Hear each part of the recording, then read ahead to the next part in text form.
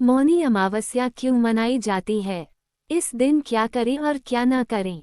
हिंदू धर्म में मौनी अमावस्या को बेहद महत्वपूर्ण माना जाता है। इस साल ये 9 फरवरी को मनाई जाएगी। इस दिन लोग मौन व्रत का पालन करते हैं और स्नान ध्यान करते हैं। लेकिन क्या आप जानते हैं कि मौनी अमावस्या क्यों मनाई जाती है? नमस्कार दोस्तों, राधे राधे, जय श्री कृष्णा। दोस्तों, कमेंट बॉक्स में जय श्री राम अवश्य लिखें। चलिए जानते हैं मौनी अमावस्या क्यों मनाई जाती है। हिंदू धर्म में मौनी अमावस्या का विशेष महत्व माना जाता है। माघ माह में आने वाली अमावस्या को मौनी अमावस्या कहते हैं। धार्मिक मान्यताओं के अनुसार इस दिन मनुष्य को मौन रहना चाहिए और पवित्र नदियों में स्नान जरूर करना चाहिए। इस बार मौनी अमावस्या 9 फरवरी को आने वाली है। उदयातिथि से 9 फरवरी को मौनी अमावस्या, माघ अमावस्या शुक्रवार 9 फरवरी को सुबह 8:02 शुरू होगी। ये 10 फरवरी को प्रातः 4:28 बजे समाप्त होगी। सनातन धर्म में दिनों की गिनती उदयातिथि से की जाती है, इसलिए मौनी अमावस्या 9 फरवरी को है। वरयान और सर्वार्थ सिद्धि योग में मौनी अमावस्या पर सबसे पहले अति शुभ माना जाने वाला सर्वार्थ सिद्धि योग बन रहा है। इस योग का निर्माण सुबह 7:05 बजे शुरू होगा और रात 11:29 बजे समाप्त होगा। वहीं शाम 7:08 बजे से वरयान योग शुरू होगा। मान्यतानुसार इन योगों में पूजा, जप, तप और दान करने से मनोकामनाएं पूरी होती हैं। पौराणिक मान्यताओं के अनुसार इस दिन मुनि ऋषि का जन्म हुआ था, इसलिए मुनि शब्द से ही मौनी शब्द की उत्पत्ति मानी जाती है। माना जाता है कि इस दिन गंगा नदी का जल अमृत के समान हो जाता है। इस दिन गंगाजल में देवताओं का वास होता है। शास्त्रों के अनुसार मन के देवता चंद्रदेव हैं। अमावस्या के दिन चंद्रमा के दर्शन न होने की वजह से मन की स्थिति बिगड़ने लगती है, इसलिए मौनी अमावस्या के दिन मौन व्रत रखा जाता है। क्यों मनाई जाती है मौनी अमावस्या? मौनी अमावस्या के साथ धार्मिक और ज्योतिषीय महत्व जुड़ा है। वैदिक ज्योतिष के अनुसार जब माघ के महीने में चंद्रमा और सूर्य मकर राशि में एक साथ होते हैं, तब मौनी अमावस्या मनाते हैं। चंद्रमा और सूर्य दोनों ही ग्रहों की ऊर्जा के प्रभाव से इस दिन का महत्व अधिक हो जाता है। ज्योतिष में सूर्य को पिता और धर्म का कारक माना गया है, इसलिए मकर में सूर्य और चंद्र के एकत्र होने पर मौनी अमावस्या मनाई जाती है। यही वजह है कि इस दिन दान पुण्य करने से कई गुना लाभ प्राप्त होता है। मौनी अमावस्या के दिन क्या करें? मौनी अमावस्या को नहाकर तिल के लड्डू, तिल का तेल, आंवला, कपड़े आदि का दान करें।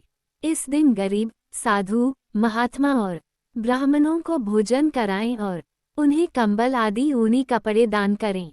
इस दिन गुड़ में काला तिल मिलाकर लड्डू बनाने चाहिए और उन्हें लाल कपड़े में बांधकर दान करना चाहिए।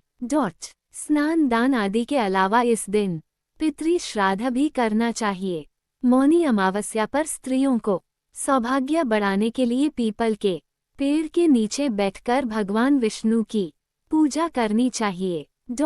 इस दिन पीपल के पेड़ की परिक्रमा जरूर करनी चाहिए। शास्त्रों के अनुसार इस दिन नर्मदा, कावेरी, गंगा, सिंधु सहित अन्य पवित्र नदियों में स्नान करना चाहिए। ऐसा करने से कई दोषों का निवारण होता है। मौनी अमावस्या के दिन क्या न करें? मौनी अमावस्या के दिन नहाते समय और नहाने से पहले तक कुछ न बोलें, मौन रहें। घर में कलह का माहौल न बनने दें। इस दिन झगड़े और विवादों से बचना चाहिए।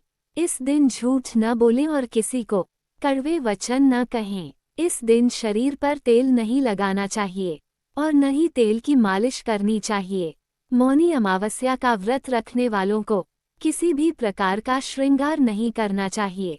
इस दिन पूर्ण ब्रह्मचर्य का पालन करें और तामसिक भोजन का सेवन न करें। सुबह देर तक न सोएं और बिना नहाए भोजन न करें। अमावस्या पर सुनसान जगहों, कब्रिस्तान, शमशान घाट आदि के आसपास न जाएं।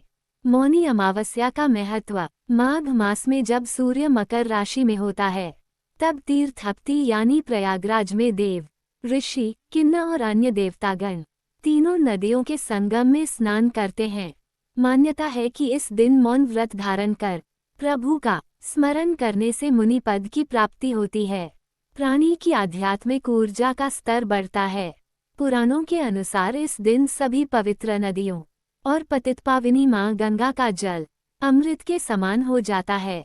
इस दिन गंगा स्नान करने से अश्वमेघ यज्ञ करने के समान फल मिलता समान है। मौनी अमावस्या के दिन व्यक्ति को अपनी सामर्थ्य के अनुसार दान, पुण्य तथा जाप करने चाहिए।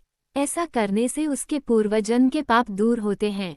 मान्यता है कि इस दिन पीपल के वृक्ष तथा भगवान विष्णु की विधिपूर्वक पूजा करना विशेष फलदायी है। इस तिथि को मौन एवं संयम की साधना, स्वर्ग एवं मोक्ष देने वाली मानी गई है।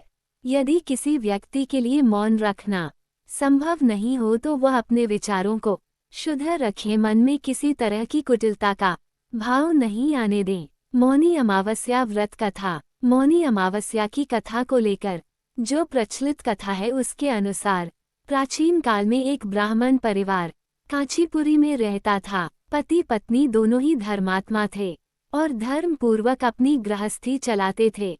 इनका नाम देवस्वामी था और इनकी पत्नी का नाम धनवती था।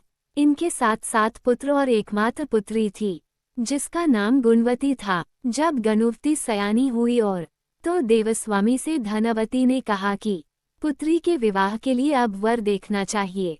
ब्राह्मण ने अपने छोटे पुत्र को बहन गुणवती की कुंडली दी और कहा कि ज्योतिषी से इनकी कुंडली दिखवा लाओ जिससे गुणवती के विवाह की बात आगे चले। ज्योतिषी को कन्या की कुंडली दिखाए।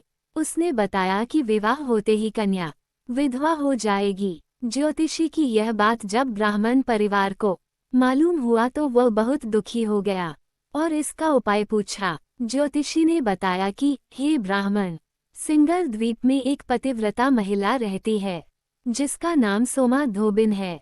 यदि कन्या की शादी से पहले सोमा आपके घर आकर पूजन करे और अपना आशीर्वाद दे तो ये दोष दूर हो जाएगा। ब्राह्मण ने अपनी पुत्री गुणवती को अपने सबसे छोटे पुत्र के साथ सिंगल द्वीप भेज दिया। दोनों भाई बहन सागर किनारे पहुंचकर उसे पार करने के बारे में विचार करने लगे। जब समुद्र को पार करने का कोई रास्ता नहीं मिला तो दोनों भूखे प्यासे एक पीपल वृक्ष के नीचे आराम करने लगे। पेड़ पर घोंसले में एक गिद्ध का परिवार रहता था। उस समय घोंसले में सिर्फ गिद्ध के बच्चे थे। वे सुबह से भाई बहन की बातों और क्रियाकलापों को देख रहे थे। शाम के समय जब गिद्ध की माता बच्चों के लिए भोजन लेकर घोंसले में आई तो बच्चों ने पेड़ के नीचे लेटे भाई बहन की कहानी माता को बताई। उनकी बातें सुनकर गिद्ध की माता को दोनों भाई बहनों पर दया आई और बच्चों के कहने से उसने कहा कि तुम लोग अब चिंता मत करो, मैं इन्हें सागर पार करवा दूंगी। बच्चों ने माता की बातों को सुनकर खुशी खुशी भोजन ग्रहण किया। गिद्ध की माता बच्चों को भोजन करवाकर दोनों भाई बहनों के पास आई और बोली कि मैंने आपकी समस्याओं को जान लिया है, आप चिंता मत कीजिए, आपकी समस्या का निदान मैं कर दूंगी और आपको सोमा धोबन के पास पहुंचा दूंगी। गिद्ध की बातों को सुनकर दोनों भाई बहनों का मन आनंदित हो गया और उन्होंने वन में मौजूद कंदमूल को खाकर रात काट ली। सुबह होते ही गिद्ध ने दोनों भाई बहनों को समुद्र पार करवा दिया और सिंगल द्वीप में सोमा धोबिन के घर के पास पहुंचा दिया। गुणवती सोमा धोबन के घर के पास छुपकर रहने लगी। हर दिन सुबह होने से पहले गुणवती सोमा का घर लीप दिया करती थी। एक दिन सोमा ने अपनी बहुओं से पूछा कि प्रतिदिन सुबह हमारा घर कौन लीपता है।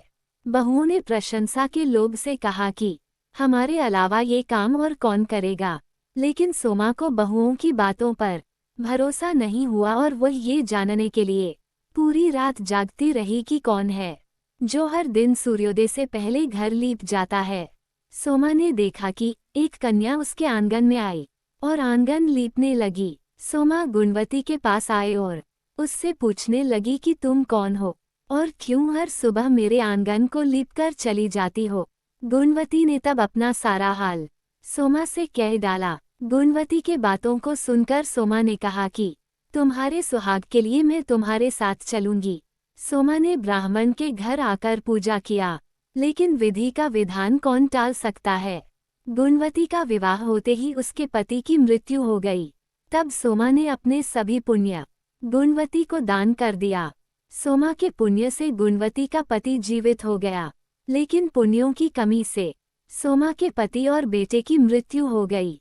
लेकिन सोमा ने अपना घर छोड़ने से पहले बहुओं से कह दिया था कि मेरे लौटने से पहले अगर मेरे पति और बेटों को कुछ होता है तो उनके शरीर को संभल कर रखना। बहुओं ने सास की आज्ञा को मानकर सभी के शरीर को संभल कर रखा।